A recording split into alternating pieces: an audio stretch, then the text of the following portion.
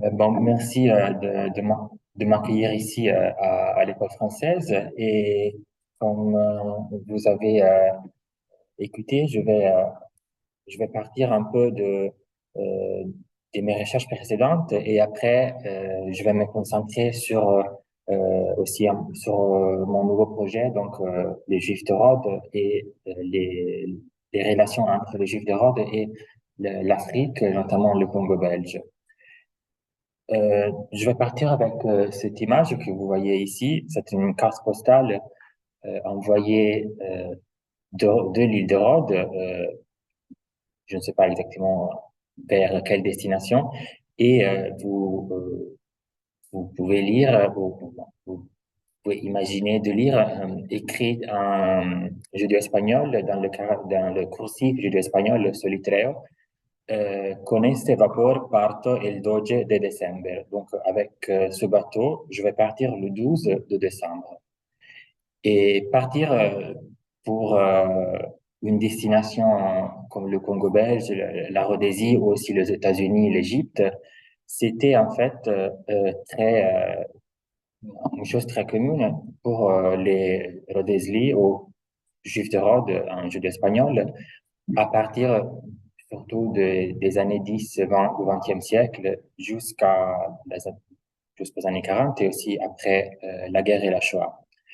Et donc, ce que je voudrais faire ce soir, c'est de suivre l'histoire des Juifs d'Hérode et d'autres communautés dans une manière un peu synthétique et essayer de faire ce que j'ai nommé un voyage au bout de l'Europe. Au bout de l'Europe, c'est-à-dire d'un côté, puisque Rhodes est en fait est devenu à partir euh, des années 10 avec le début de la colonisation italienne une frontière entre l'Italie, donc disons un pays qu'on imagine européen, et la République de Turquie. Euh, et après aussi un voyage symbolique au bout de l'Europe, donc un voyage vers ou à travers des histoires comme l'histoire de la Shoah et l'histoire de la colonisation qui sont d'un côté l'histoire de la Shoah, une histoire qu'on peut définir euh, d'un événement extrême, extrêmement tragique dans l'histoire de l'Europe et pas seulement de l'Europe, et la colonisation, donc une histoire qui met en connexion l'Europe et d'autres espaces au-delà du continent européen, comme l'Afrique notamment, mais aussi l'Afrique subsaharienne, disons, et l'Afrique du Nord, donc l'Égypte, l'Algérie, etc. Et donc, c'est une histoire, euh,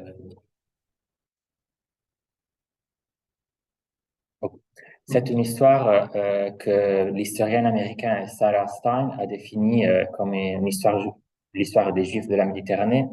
Sarah Stein, ici, avec cette citation, parle des Juifs de Salonique, mais c'est aussi utile pour les Juifs d'Hérode ou même les Juifs d'Égypte.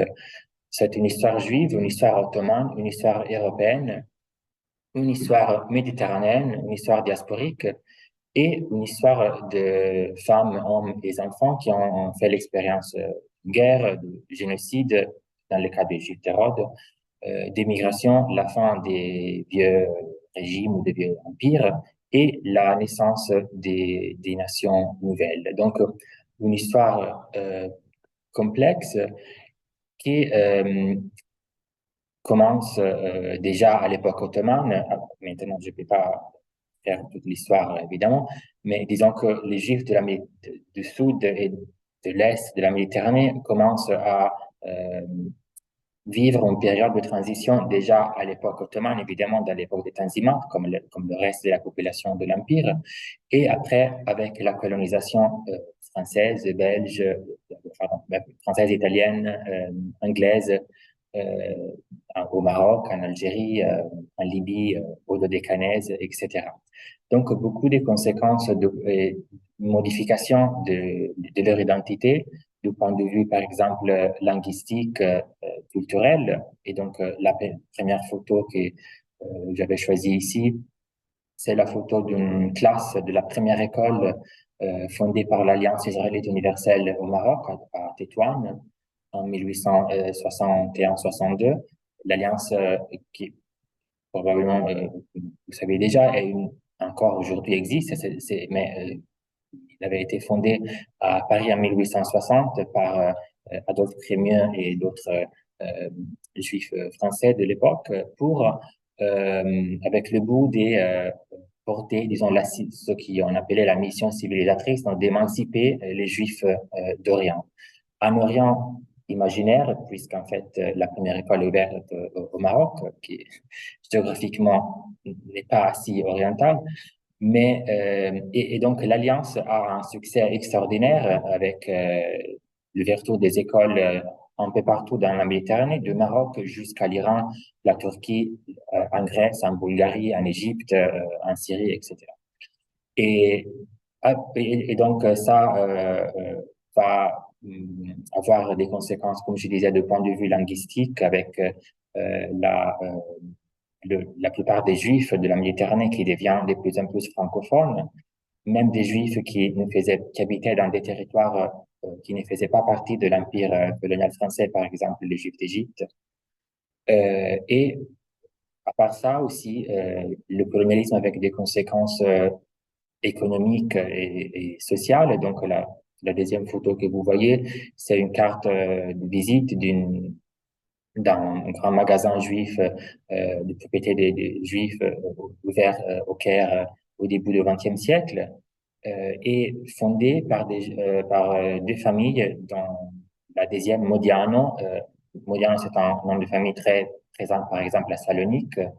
Et donc, la communauté juive égyptienne moderne, euh, comme communauté majoritairement des immigrés, des juifs arrivés un peu partout de la Méditerranée après l'ouverture du canal de Suez et la colonisation anglaise du pays, donc après 1869-1880.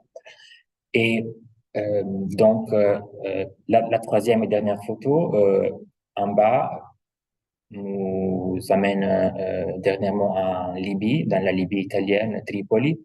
Et bon, je ne sais pas si vous arrivez à lire, mais en italien, c'est écrit I nostri nuovi sudditi ebrei, donc nos nouveaux sujets juifs.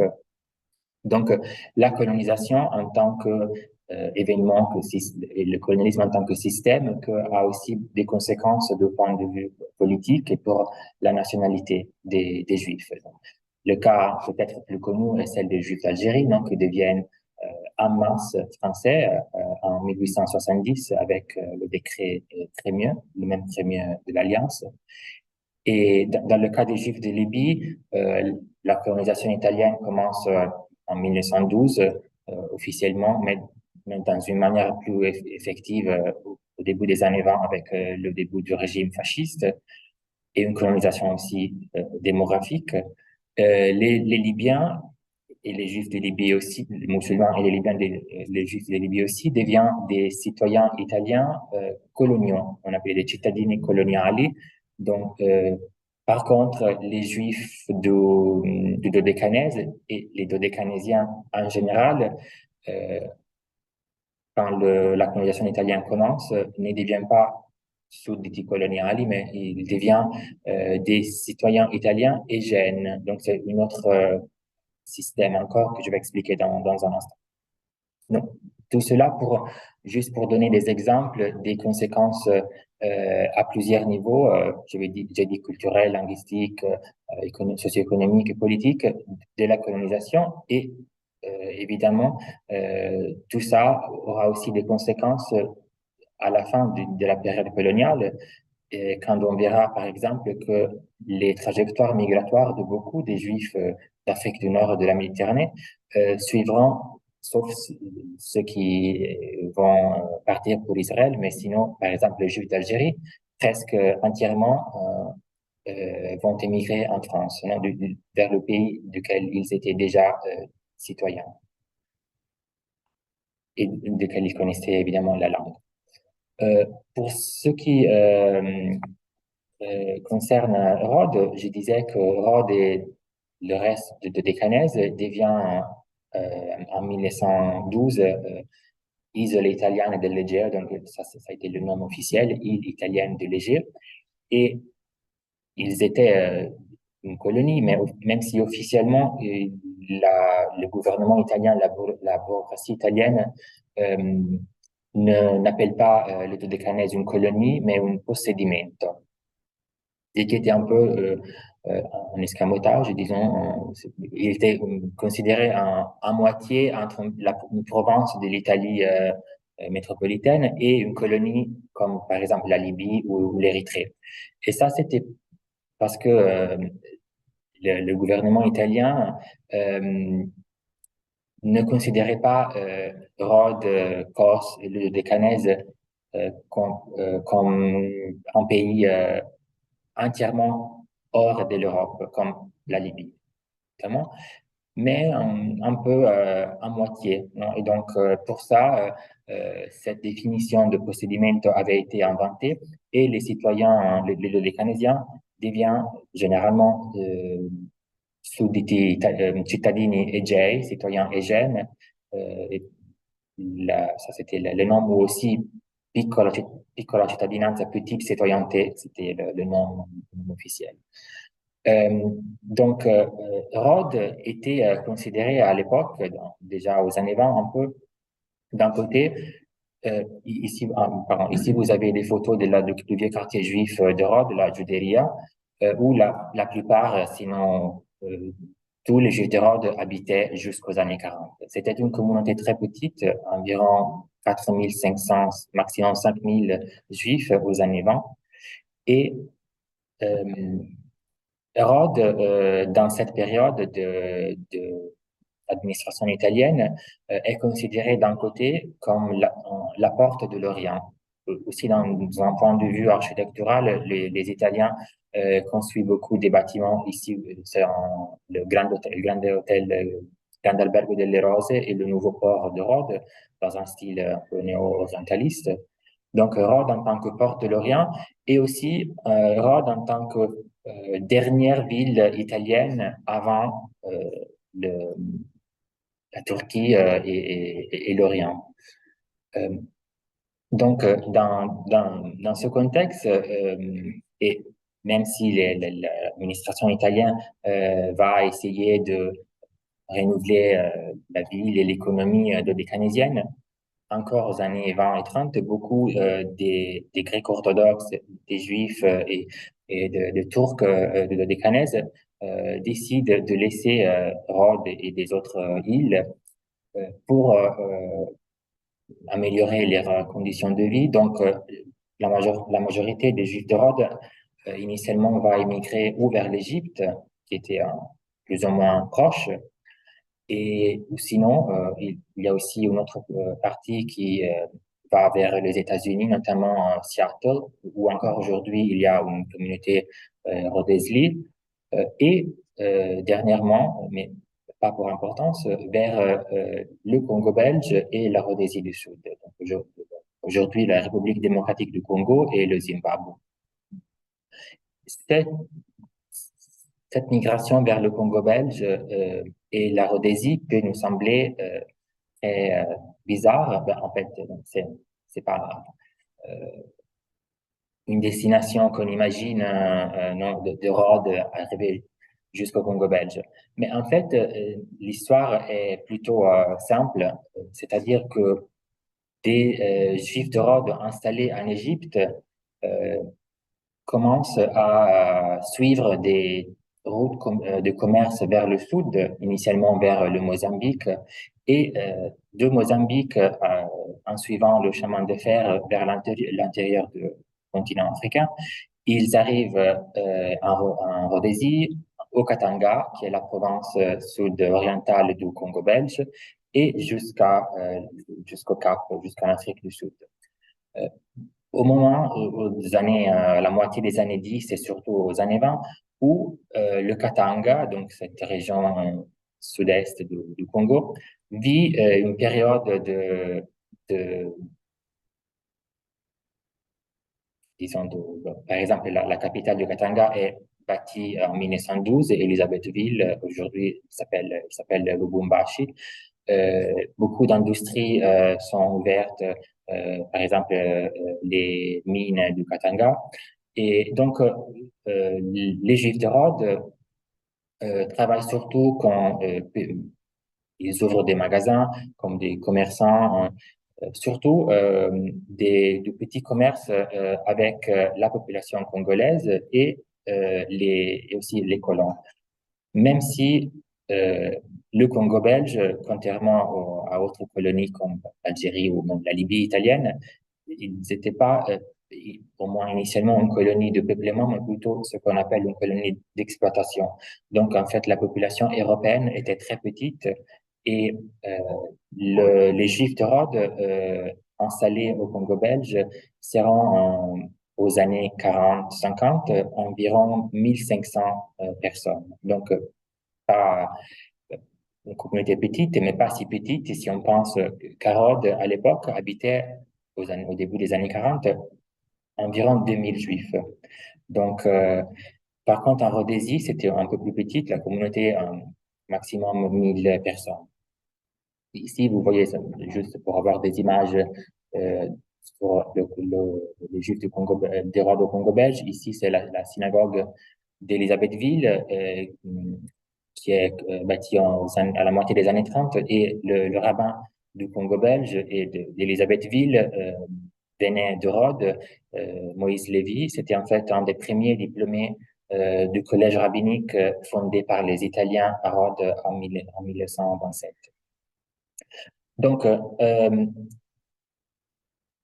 ce qui est intéressant dans l'histoire des Juifs de Rhodes, au Congo belge, mais aussi en Rhodésie, c'est de voir comment des sujets coloniaux, comme on les appelait, pour la plupart ou citoyens italiens ou sinon apatrides, euh, s'installent dans une autre colonie avec une histoire évidemment très connue aujourd'hui de violence coloniale et aussi de racisme. Et donc, dans une période où l'Italie et donc le gouvernement italien à Rhodes aussi, après 1938, avait introduit des lois anti-juives.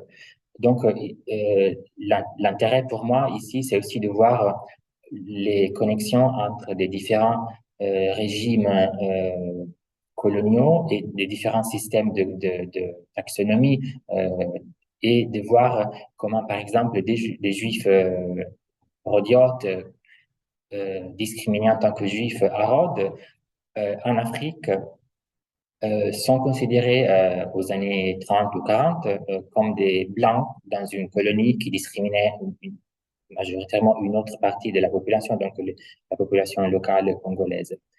Et après la, la Shoah, euh, ces connexions continuent. Donc, la communauté juive de Rhodes, les Juifs qui habitaient encore à Rhodes 1943-44, sont presque entièrement déportés à Auschwitz et il s'agit d'environ 2000 personnes et moins de 200 rentrent à Rhodes après la guerre. Et la plupart rentrent à Rhodes pour une période très brève, mais après décident de ne pas se réinstaller à Rhodes parce que la communauté était plus ou moins détruite. La personne n'habitait plus dans la Judéa et la plupart des survivants décident de rejoindre des cousins, un oncle, la famille qui avait émigré avant la guerre, par exemple au Congo belge, en Rhodésie, aux États-Unis, en Italie, etc. Et, mais surtout, en fait, vers le Congo belge et la Rhodésie, où il y a une migration assez importante plus de la moitié des survivants de la Shoah rhodiote émigrent vers le Congo belge, la plupart des femmes. Et donc, ça va augmenter la présence juive chypriotes au Congo. Euh, Par contre, si on considère un peu plus, dans un sens un peu plus large, les communautés juives de la Méditerranée, du sud de la Méditerranée, évidemment, la Shoah n'a pas un impact si important. Les Juifs de Rhodes, oui, les Juifs de Libye aussi, il y a une minorité des Juifs de Libye qui sont déportés à Bergen-Belsen, mais sinon, par exemple, les Juifs d'Égypte ne sont pas touchés par la Shoah, ils sont touchés, oui, par la guerre, comme les autres Égyptiens. Euh, dans le cas des Juifs d'Algérie, oui, le régime de Vichy, donc les Juifs d'Algérie se voient révoquer la citoyenneté française.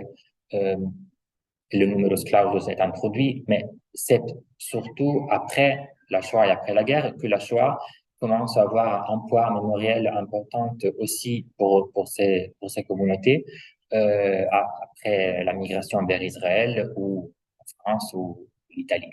Euh, c'est plutôt en général la guerre en tant que telle qui a un impact et après aussi la fin de la colonisation, la fin du colonialisme et de la présence coloniale.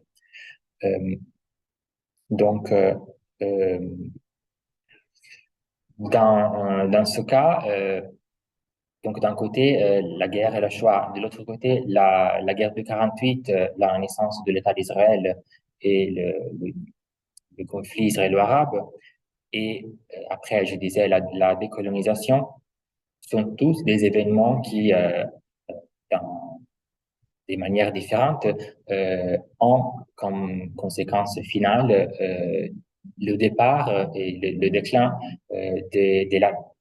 presque la fin, on peut dire, de la présence juive dans le sud de la Méditerranée, en Afrique du Nord, au Proche-Orient. Je ne vais pas parler des Juifs d'Irak ou de Yémen, mais là aussi, c'est dans cette période les Juifs d'Irak ou de Yémen partent et quittent leur pays. Euh, il y a encore aujourd'hui non, des petites communautés juives au Maroc, en Tunisie, un peu plus nombreux en Turquie, mais sinon, la plupart sont émigrés, comme je disais, ou vers Israël, ou sinon vers le pays qui avait été la puissance coloniale. Donc, une partie des Juifs de Libye arrive en Italie, surtout après 1967, donc après la guerre du 6 jours. Euh, la, Presque tous les Juifs d'Algérie, à la fin de la guerre d'Algérie, quittent l'Algérie pour la France. Les Juifs du Maroc, un peu en France, beaucoup en Israël. Aussi, il y a une présence juive marocaine, par exemple, au Canada, au Québec. Les Juifs d'Égypte, un peu en Israël, en France, en Italie, en Angleterre, aux États-Unis. Les Juifs de Tunisie, en France ou vers Israël majoritairement et les Juifs de Rhodes, je disais, ou vers Israël, une petite partie vers l'Italie, et sinon le Congo et la Rhodésie, ou aussi les États-Unis, et aussi vers l'Amérique du Sud. Donc,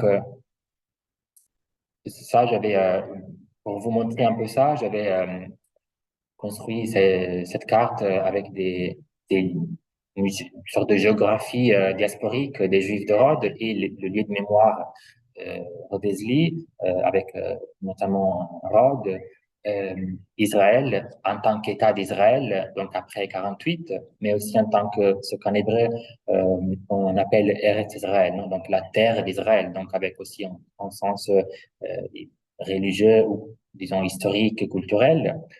Euh, la péninsule ibérique, donc séfarade en hébreu, parce que les Juifs de Rhodes, ils étaient évidemment d'origine séfarade, et il y avait toujours préservé jusqu'au présent une identité séfarade très forte avec la langue de l'espagnol, et pas seulement ça. Je disais les États-Unis, Seattle, l'Amérique du Sud et l'Afrique et aussi Auschwitz, donc la Shoah en tant que lieu de mémoire, que catégorie mémorielle fondamentale pour les Juifs de Rhodes et pas seulement pour eux. Euh, donc, ça, d'un point de vue historiographique, si on passe de l'histoire, des histoires aux mémoires, on peut noter aujourd'hui, comme je disais, que la Méditerranée est en fait un espace, le sud, disons, de la Méditerranée, est un espace pour la plupart vide, non, d'une présence juive millénaire. Aussi, oui, il y a, je disais, des petites communautés, mais sinon, c'est plutôt dans les diasporas qui ont été créées après la Deuxième Guerre mondiale et après 48, après la décolonisation, que cette mémoire et que cette histoire continue. Donc, la Méditerranée, cette Méditerranée juive comme un espace d'absence plus qu'un espace présente. Et j'avais ici mis en citation de Stella Levy, qui est une survivante de la Shoah de Rhodes, qui a publié l'année dernière en autobiographie en anglais. Elle a, je pense, 101 ans, elle habite à New York. Et Stella Levy, déjà en 2014, avait écrit que Rhodes est une émotion que je ne peux pas déchiffrer. C'est un peu comme le vent, mais est-ce qu'on peut définir le vent? Donc, cette Rhodes juive, et plus en général, cette Méditerranée juive, comme un espace difficile à déchiffrer et à définir avec précision.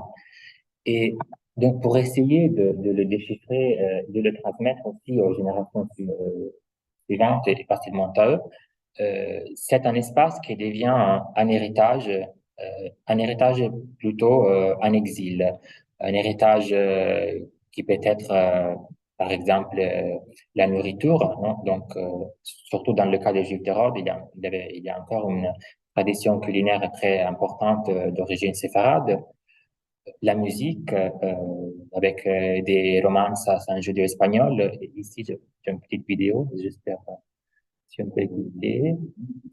On peut essayer. C'est juste, sinon, c'est pas important. Bon, ok, non, non, c'est pas essentiel. Donc, ça va, c'était juste une chanson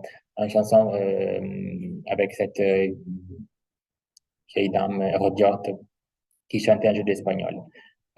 Ou un autre exemple, la littérature écrite ici en jeu espagnol avec ce poème Nostalgia de Rhodes, Nostalgie de Rhodes, ou pour la plupart en italien, en anglais, aussi en français, avec l'autobiographie, des romans qui soulignent cette merveilleuse, non, Isla Maravillosa, cette merveilleuse île de Rhodes, donc avec une idée évidemment très aussi peu fantastique de l'île de Rhodes.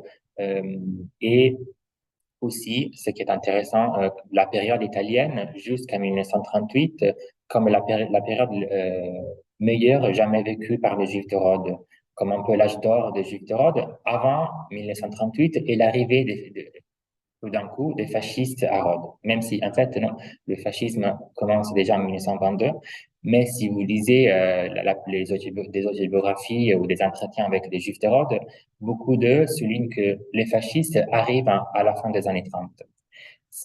C'est vrai que aux années 30, il y a un changement du gouverneur de Rhodes, mais néanmoins, ça c'est intéressant d'un point de vue mémoriel, non, de voir cette différence. Et, ou encore, pour voir des procès de patrimonialisation, toujours pour le cas de Rhodes, la création d'un musée juif à Rhodes, par un juif de Rhodes qui habite aux États-Unis, en fait, euh, et qui a ouvert le musée qui aujourd'hui est encore visité. Euh, et entre Rhodes, l'île de Rhodes, le Dodécanèse et le Congo.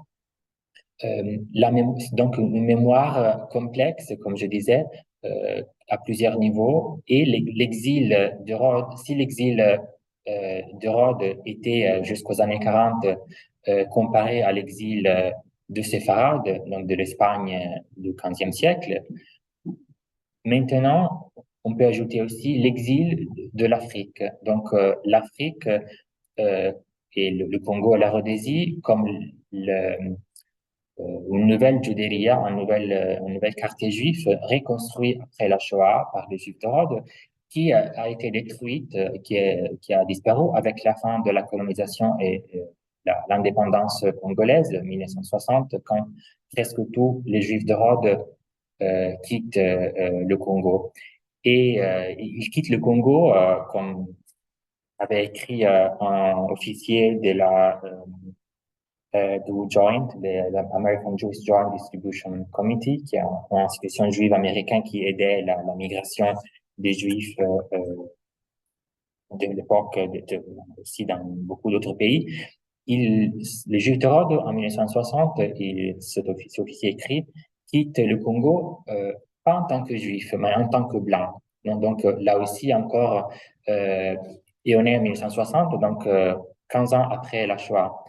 Et donc, ça, c'est aussi une chose intéressante pour moi sur laquelle réfléchir. Et ici, j'avais une autre vidéo, mais n'importe pas, qui était une vidéo d'un artiste, un descendant des Juifs de Rhodes qui a construit une vidéo, presque une œuvre de vidéo art avec des entretiens à des Juifs de Rhodes de différentes générations. Mais on peut, non, pardon, on peut aller ici. Donc, pour arriver à une sorte de conclusion, euh, si je l'ai. Donc,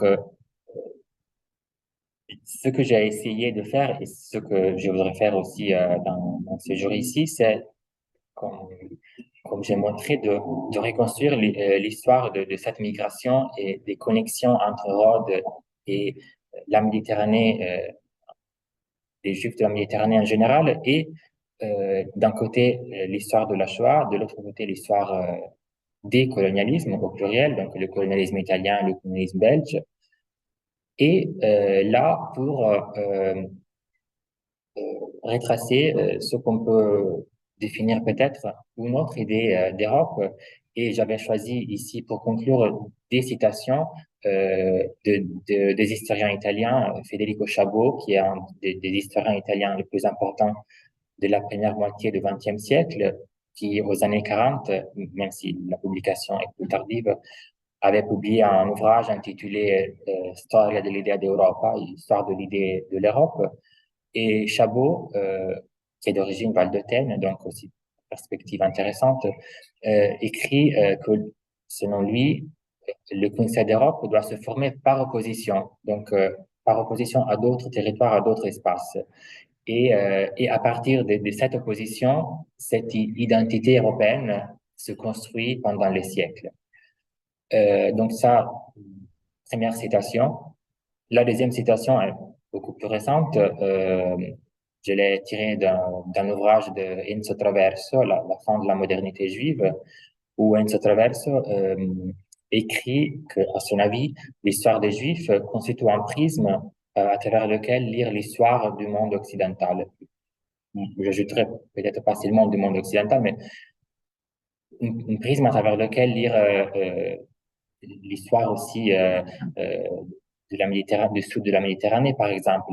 Donc, à partir de l'histoire de cette minorité, si on veut utiliser cette catégorie, euh, on peut réfléchir sur des connexions complexes, comme je disais tout à l'heure, à plusieurs niveaux, entre colonialisme et Shoah, Europe et Afrique du Nord ou Afrique subsaharienne et suivre des parcours migratoires, des trajectoires identitaires et aujourd'hui aussi des trajectoires mémorielles qui soulignent l'importance, à mon avis, d'aller un peu au-delà des frontières euh, traditionnelles de ce qu'on considère Europe et de voir la Méditerranée comme un espace liquide, on disait Odysseus aux années 30, comme un continent liquide qui continue et qui va au-delà des frontières naturelles de la mer. Et donc, je pense que, je sais pas combien de temps j'ai parlé, mais je pense que je vais m'arrêter ici pour l'instant et oui, merci.